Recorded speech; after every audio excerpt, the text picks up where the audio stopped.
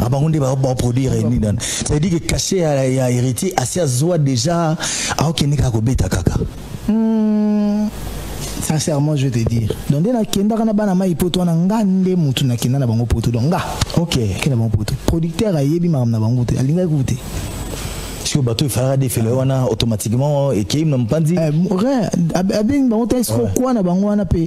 Na bendi yangot. Bon futa ba intermittent na ngana bendi yangot. Bien sûr. Pour nga na batna na mon qui na sombi mon billet d'avion, j'ai mon visa, ba assurance, voilà.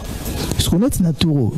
Quand Lenny faisait les contrats, bon il a caché au fait là. Lenny a obéi les billets d'avion et aux Mutu. On a caché au taux division en deux. Mais tu as ça nombre il y a 25 personnes qui vont voyager. Nayo la maison de production, parce qu'il y a deux, doivent prendre ça en charge. Et il y a un week-end à Bongo. Donc on a si président Jean Goubal Bambo te belé Hollanda biso wana baba tamaye le baby mambo wana ndenge zalaka. Mais moi j'aime pas aussi faire des choses que je maîtrise pas.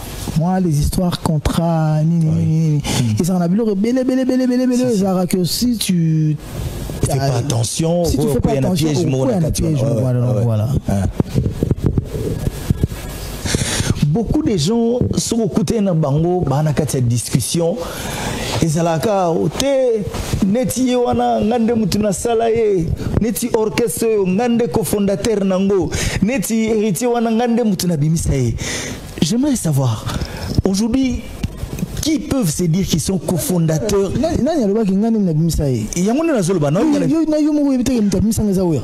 bien sûr. Bien sûr.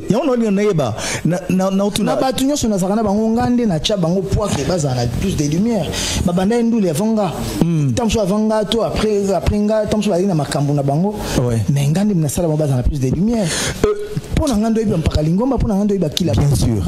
Bien sûr.